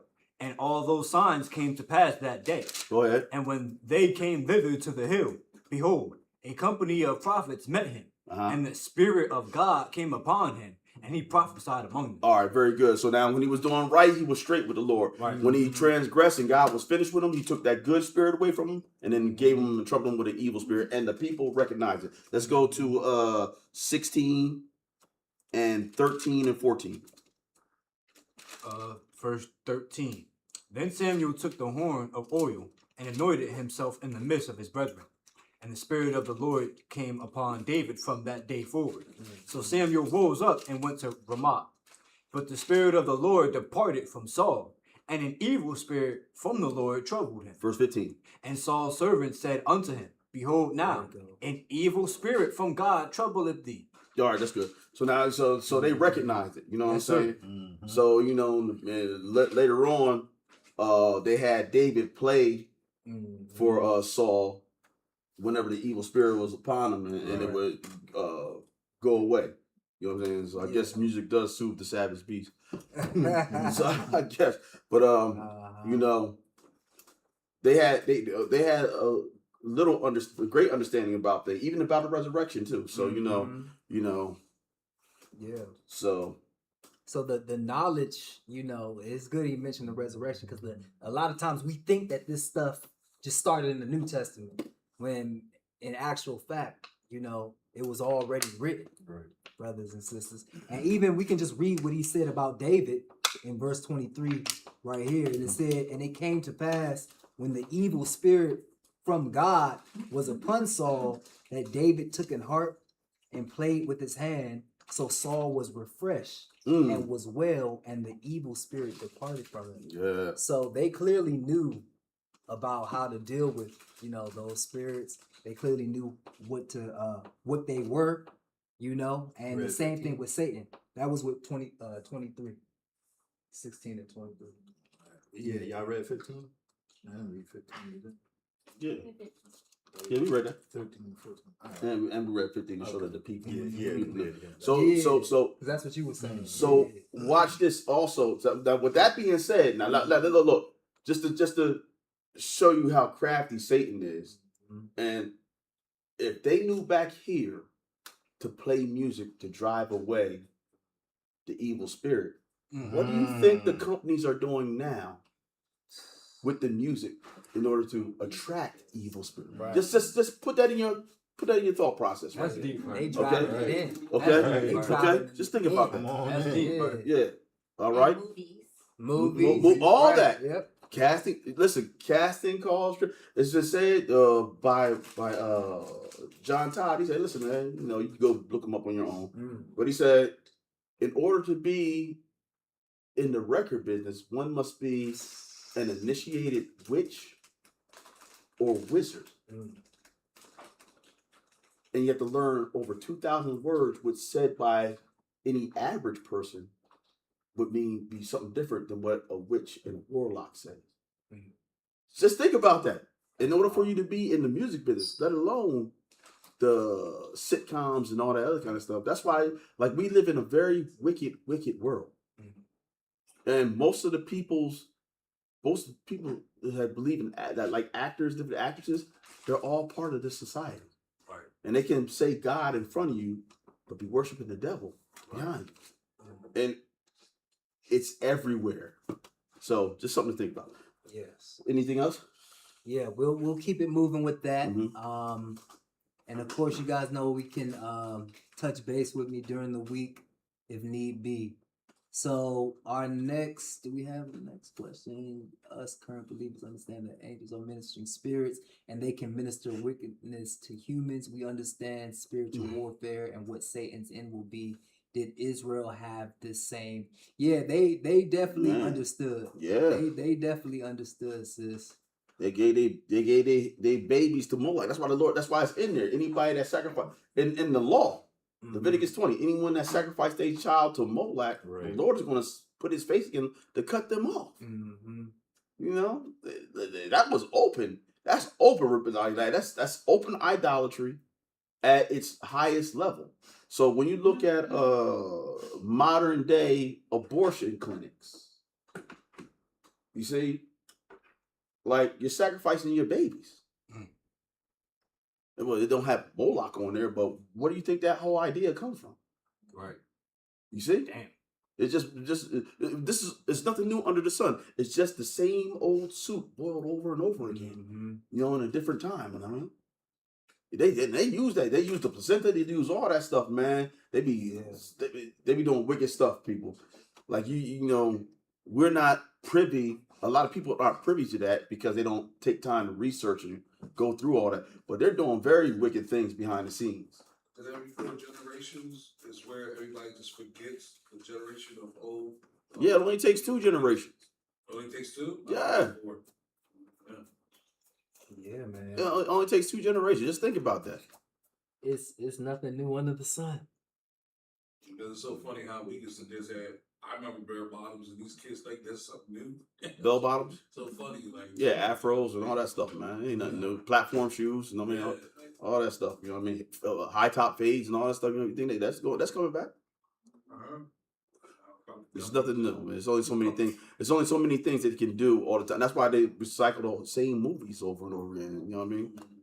How many house parties are they gonna have, man? Keep it original, please. I mean, and the house party that came out last, man, that was just garbage, man. I didn't even watch it. Leave the color purple the way it was. The last color purple, garbage, man. You know what I'm saying? And they inserting so much wickedness. Wickedness. And all of the last Friday is redos. coming out now. Yeah. They made the movie. Do we have any more? They made the movie with Noah's Ark, whatever. Yeah, but they said that this is why when you're lacking knowledge, man, you can tell you anything. So they said that Tubal-Cain was on the ship with. I'm like, dude, oh my goodness, Word. He like climbed up. He in the ship with Noah, right in the cut, chilling. I'm like, unbelievable. You know what I mean? through the ship. Yeah, so you got to be where you got to be. The Edomites, they're the ones that's in the movie business in the first place. So they go by the wicked Tumo. That's a wicked book. That is a wicked book.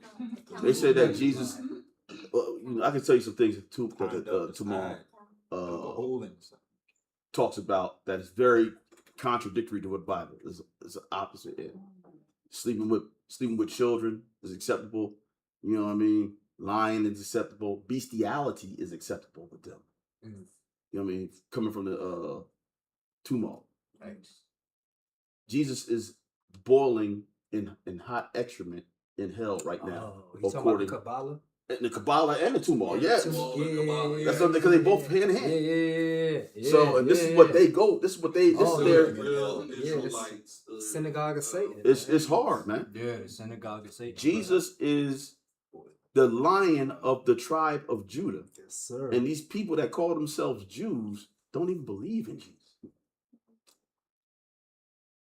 Jesus is not from. He's from Judah. He's not from Gad. He's not from Ak. Anyway, that's a whole other different story. That's a different story within itself. But so we ain't got anything else on here. I think we got one more. Go ahead. The answer, the bottom line answer though is yes to that question. The book of Job also can reveal a lot about Satan, and even the end of the world through Job, right? Because she asking about, do they know that what Satan's end was going to be and all of that. Yeah, just read the book of Job, and that'll show you the spiritual warfare and the end, right? It was revealed. Does the ancient Israelites did they know that? Yeah, it's kind of hard to answer for them. They knew about the resurrection. They know about the resurrection, and they knew about, and they was going through warfare. So she asked about warfare and Satan's end. If we can find in there where they're really talking about the end of Satan, other than the prophets telling us, the end. You know what I'm saying? Because a lot of things they were missing about. But they knew there was evil spirits, you know what I'm saying? Right. So do I know? I can't read They might not have the where they're understanding saying like in the wilderness, whatever, or during the time of the judges, where it would an instant will come up where they're mentioning about the end of Satan and them. I can't read none of that right then. The only thing I'm thinking about Isaiah 14. Yeah, I was thinking that too. How that It's- falls. But Yeah. I mean, that's why I said the answer is yes. The answer is yes. At the end of the day, I was just giving her a spot we can, she can look at different spots, but the answer is yes, brothers and sisters. Yeah, Isaiah 14. That's a good one. You can start right there. Yeah. You know what I'm saying? Isaiah 14. Where does Ezekiel. where does he talk about when he gave Joshua the new pair of garments, and that Michael and Satan was disputing over the body of Moses? But it's not. I think it's in Zechariah. Wait, Jude? No. Oh, when it was talking. No. He said, "Give Joshua That's in clean." yeah. That's Zechariah. That's in Zechariah. 3. Yeah. So pretty much the answer is yes, my sister. Like we've all been giving out different places you can look. Yeah, Zechariah 3. Yeah, Zechariah. Yeah, tell you that. Yeah, and Satan was standing right next to him. Right? Yeah, pick it up from 1 to 6. Mm-hmm. Yeah, 1 to 6, so you can read 8. Yeah, 1 to 8. You know what I mean? That's gonna tell you about Satan disputing with Michael. Right. But so it's we've obviously been given understanding. It was things were revealed through Christ. Things were revealed in the New Testament, but they definitely had a basic understanding of Satan and of angels and even Satan's end. Right, so that just wanted to put that out there. So I think our last question, I think, comes from Dion, and we can wrap it up. Brother Ant always got the drip. Yeah, he said the drip. Yeah. He do. He's tough though. He do. Yeah. So let's see. So I think Dion said something. The Bible tells you to honor your father and mother. Yes. Does that give believers a good reason to participate in Father's Day, although there's nothing ritualistic behind it? Not as far as I know. That's our last question. Emphatically, no. They needed to go to compliment Mother's Day. Yeah. Right. Emphatically, though. You know what I'm saying? If it had, you're honoring your father and your mother. You're honoring your father and your mother every day as you should. Right. You know what I'm saying? You don't need the world to dictate what day. Oh, I'll make a real special day for you. really, what we need to do is, like the book says, sanctify the Lord of hosts himself. Let him sanctify the Lord and the things of the Lord. So we're getting out of Babylon.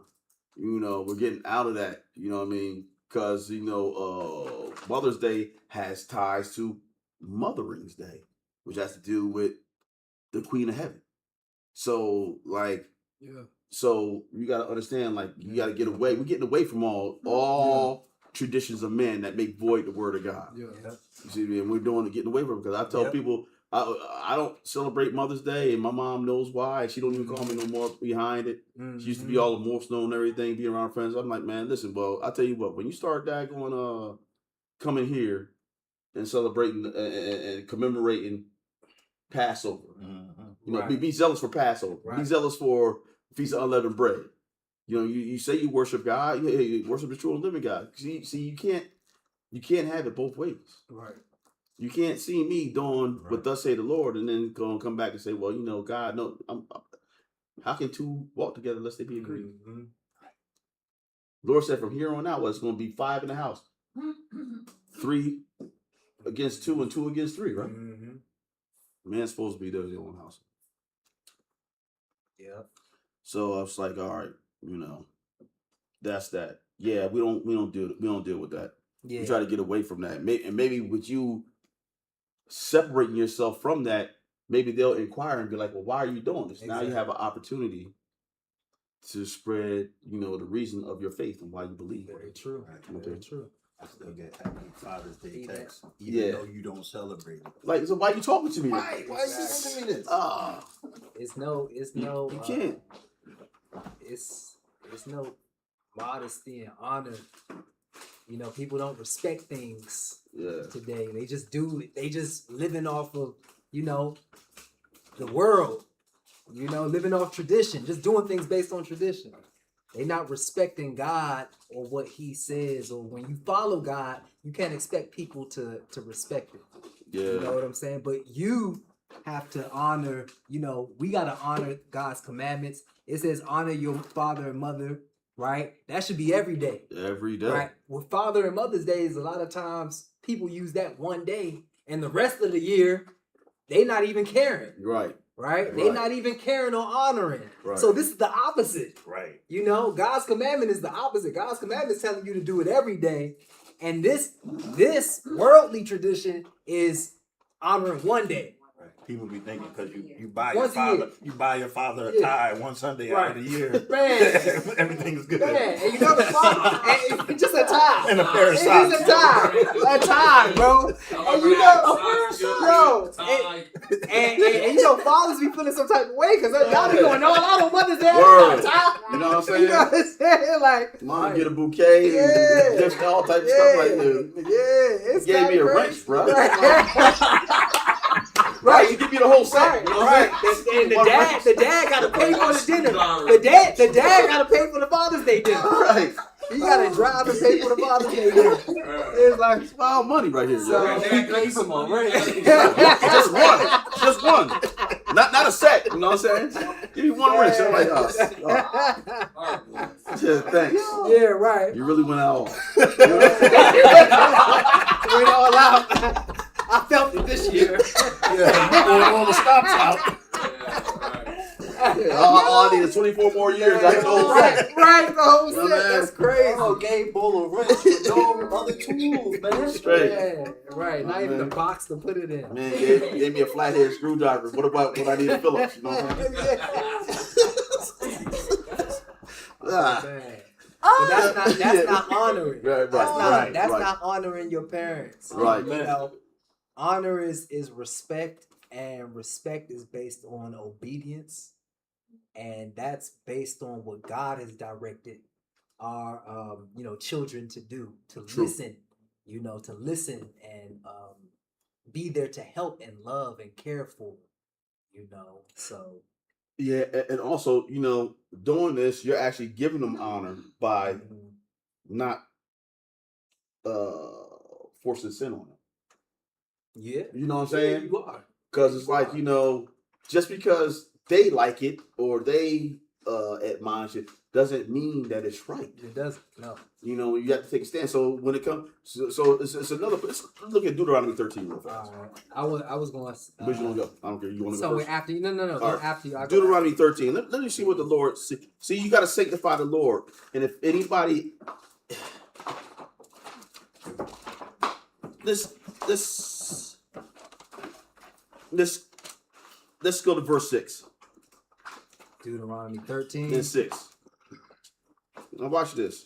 All right, I got you. Deuteronomy chapter 13 and verse 6. Mm-hmm. If thy brother, the son of thy mother, Mm-hmm. or thy son, or thy daughter, or the wife of thy bosom, or thy friend, which is as thine own soul, entice thee secretly, saying, Let us go and serve other gods, which thou hast not known, thou nor thy fathers, namely of the gods of the people which are round about you, nigh unto thee or far off from thee, from the one end of the earth even unto the other end of the earth. Yeah. Thou shalt not consent unto him, Right. nor hearken unto him, neither shall thine eye pity him, neither shall thou spare, neither shall thou conceal him. But what should we do? Goodness. But thou shalt surely kill him. Thine hand shall be first upon him to put him to death, and afterwards the hand of all the people. Take care. Take care. Have a good week now. Bless Sabbath. Much love. Go ahead. All right. Where was that? Read verse 9 again. 9. But thou shalt surely kill him. Thine hand shall be first upon him to put him to death. Go ahead. And afterwards the hand of all the people. Lottie everybody, right? This is a whole nation. Man. Come on.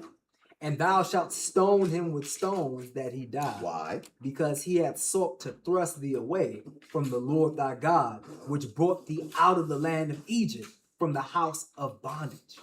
So go ahead. What are we doing here? And all Israel shall hear and fear, and shall do no more any such wickedness as this is among you. So that's wickedness. You know what I mean? That's your best friend, your wife. Anybody. You know what I mean? Your son. They don't say father and mother here, but I'm gonna give you an example because God's gonna take them out regardless.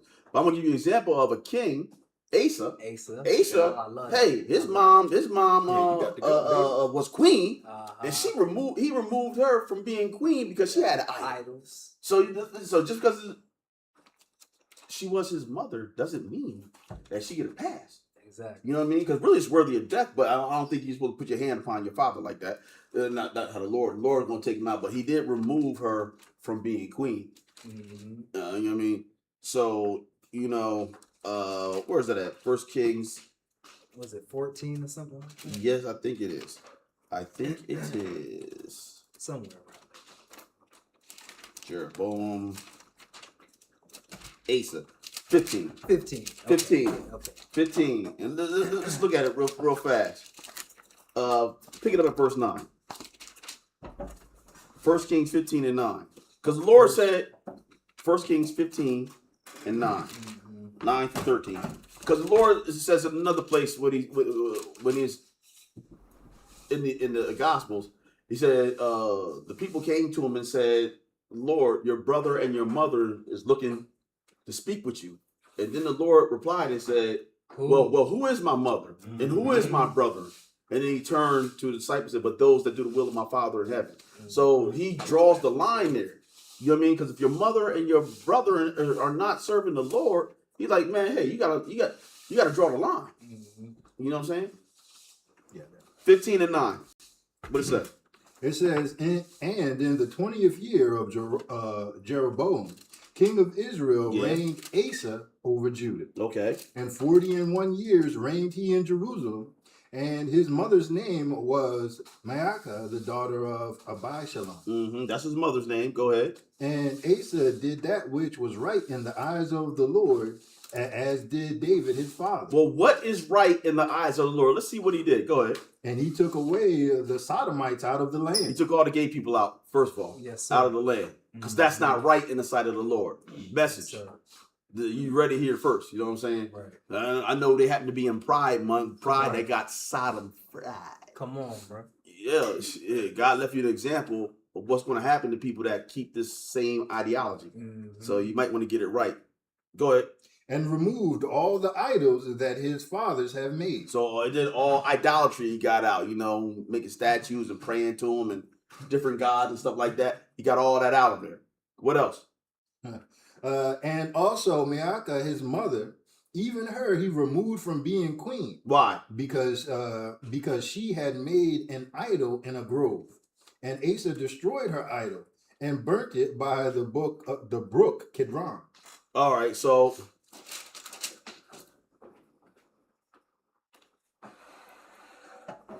you see that he's not just because he honored his mom, he honored his father. But guess what? When it came to the Lord, he made a distinction. Right. You see what I'm saying? Yes, sir. So there's plenty of examples in here that shows you these things. You know what I mean? Mm-hmm. So yeah, man, I'm removing that, man. Personally.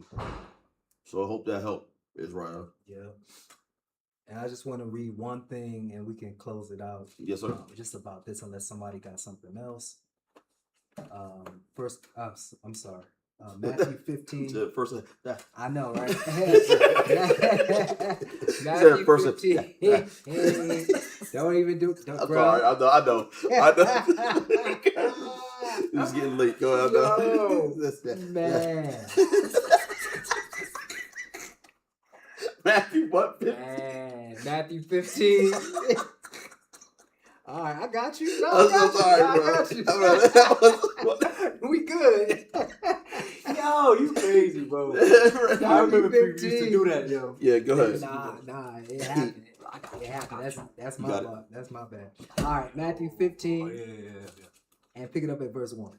Then came to Jesus scribes and Pharisees, which were of Jerusalem, saying, Why do thy disciples transgress the tradition of the elders? For they wash not their hands when they eat bread. But he answered and said unto them, Okay. Why do ye also transgress the commandment of God by your tradition? So y'all see why we coming here, right? Yeah. You know, Father's Day, Mother's Day, that's a tradition of man. That is tradition of man. And that is the opposite of God's commandment Right. about honoring your father and mother. And funny enough, that's what we're about to talk about. Right. Keep reading, bro. Right. Verse 4.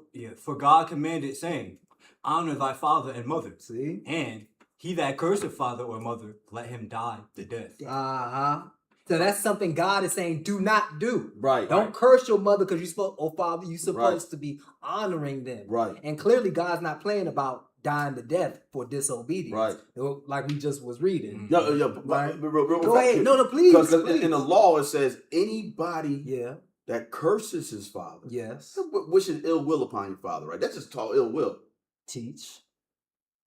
Or smiteth his father or his mother is worthy of death. And just let's think about that now. That's what the Lord says. Right. You said, not you putting, Mom, I wish you get hit by a truck or thing like something.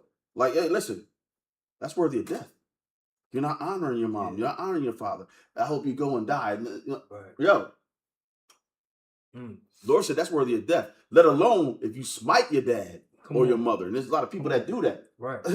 and you wonder why stuff happened to little children or stuff happened to or even big children that talk ill of their mom. You wonder why they always in trouble, or ill of their father, they always in trouble. Because God see this. This is universal. This is whether you evil or good. It's like it don't matter. Your father and your mother, that's who they are. If you if you don't give them no honor, hey man, it's gonna be a problem, man. Not from me, that's from the Lord. Yes, indeed. All right. Deep. Go ahead. Yeah, that's deep, brothers and sisters. Verse 5. Verse 5. But ye say, Thank you, whosoever Father. shall say to his father or his mother, It is a gift, by whatsoever thou mightest be profited by me. Look at that. So what is this saying? This is talking about, hey, you are making it like taking care of them or doing right by them is something that is special. Special, yeah. I'm doing this, you know, so therefore, hey, that's a gift unto them. Me doing good unto them is a gift unto them. Nah, that's what you're supposed to be doing. Like if you're in a position where your parents got to come and live with you now. Exactly. Now because they living with you or you taking care of them, now you can just talk to them any kind of way. You can curse them. Yeah. You can curse them. Right, You know, you can not honor them. Right. I don't have to live. What you mean? I'm paying for it. Yeah. I'm getting your medicine. You living with me. I'm paying your bills. Yeah. I don't have to listen to you. That's a gift. It's a gift. No. Right? He's saying no. Don't look at it like that, right? Good. Because now you're not keeping the commandment of honoring. Right. And it's funny because it can parallel to Father's Day and Mother's Day because you give gifts, right? And you think that's doing something when really you're not obeying God's commandments. Well, my mom and my dad, you actually literally giving gifts, so they like you this. know. So shouldn't I honor them because they like for me to do this? On. Nah. We just showed you that with Asa. Not this. Just showed you right. But that's how people think, though. You know what I mean? No, that's how they think. Well, my dad likes it, so shouldn't I? Would it be me honoring him because he likes it? Mm-hmm. You know, maybe I should go ahead and not give in. What's another word? Capitulate. No. Oh man, compromise. Maybe I could compromise, or because my dad likes it. I know it ain't nothing, Lord, but because my mom or my dad like it. So these are the things that they'll try to get you and tug on your Satan behind you, like, man, Dad, that's your mom, man. Right. Satan all in your ear. But it's like, come on, bro. Yo, no, you got to set the line. That's why the Lord said, if you love your father or mother more than me, then what? You're not worthy. You're not worthy of me, bro. Come on, bro. So Matthew 10, bro. You gotta make sure. That's what I want to put in. Go ahead, Israel. All praises. Verse 6. Yeah, keep going. And honor not his father or his mother, he shall be free. Mm-hmm. Thus have ye made the commandment of God of none effect by your tradition. Right. And that's what they do. We using this to contrast to the tradition of Mother's and Father's Day, when they not honoring their parents, they not honoring God. They not keeping God's days or the true Father's Day, the Lord's days. They not keeping our Father's days, but they want to honor their parents. It's all backwards. Yeah, it really is. And verse 7 is going to show you it's all backwards. Because what it say? Ye hypocrites. Right. Well did Isaiah prophesy of you. What did he say? Saying, this people draweth nigh unto me with their mouth, and honoreth me with their lips. So what? But their heart is far from me. Uh-huh. But in vain they do worship me. That's for nothing. Vain means absolutely nothing. For naught. Right. Go ahead. Teaching for doctrines the commandments of men. Right. And that's good. It's not. Yeah.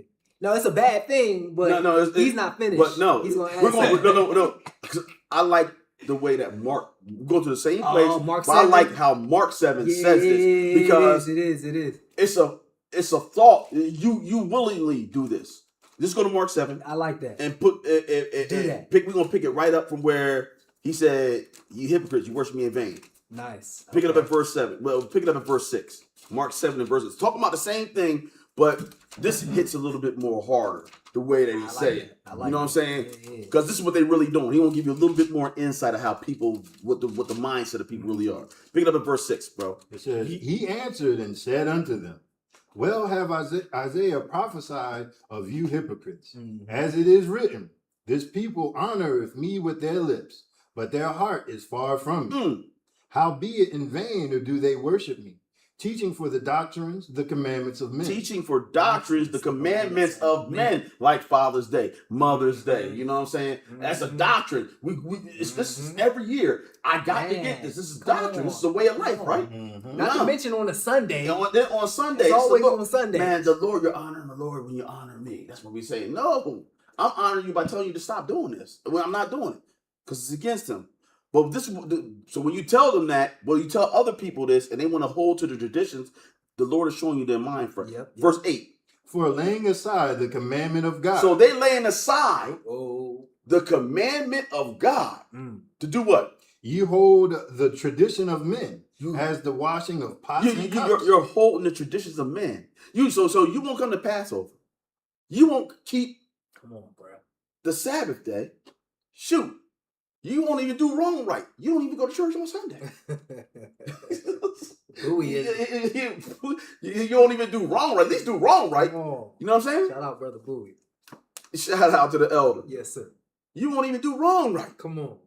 And but you have God in your mouth over and over again. Like he gonna accept that. I be telling people, man, yo, just because you get praise don't mean that it's all right.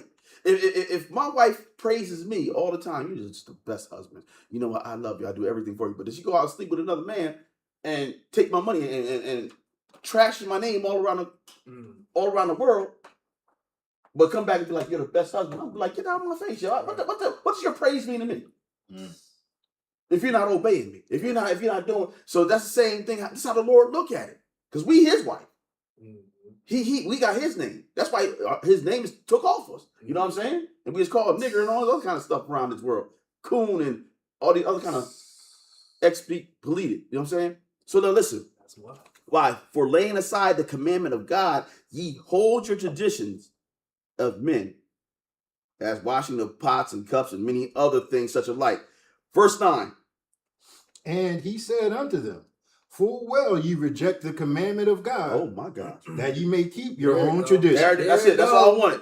Full well. That's it. You reject the commandment of God to hold your traditions. It is seared in you like a hot iron. You just can't let it go. Can't let it go, boss. Can't get right. Yeah. See how long you last. That's it, yo. Yeah. So all praise to the Most High. All God. praise to the Most High. Yes, So sir. we're going to turn to Matthew. We're going to get up out here. You can turn to Matthew 6 or turn to Matthew to close out. That's a bad. No, that's cool. I will remember that. That's cool. Oh my goodness. Our Father which art in heaven, Our Father which art in heaven, hallowed be thy name. hallowed be thy name. Thy kingdom come, Thy kingdom come, thy will be done in earth, thy will be done in earth, as it is in heaven. as it is in heaven. Give us this day our daily bread, Give us this day our daily bread, and forgive us our debts, and forgive us our debts, as we forgive our debtors. as we forgive our And debtors. lead us not into temptation, And lead us not into temptation, but deliver us from evil. but deliver us from evil. For thine is the kingdom, For thine is the kingdom, and the power, and the power, and the glory. and the glory. In Jesus' mighty name we pray. In Jesus' mighty name we pray. Forever. Oh, forever. Forever. In Jesus' mighty name we In pray. Jesus' mighty In name Jesus' we mighty pray. name we pray. Amen. Amen. All right. Yeah, that forever Good is stuff. part of Good the stuff. Good stuff. I love you, man. I'm straight, man. Yo, hey Josh, you remember I did that joint before, y'all? I said, go. We was at the crib, when Go I to was at the Matthew. crib, I did that same joint. You was like forever. I really was one time that joint happened.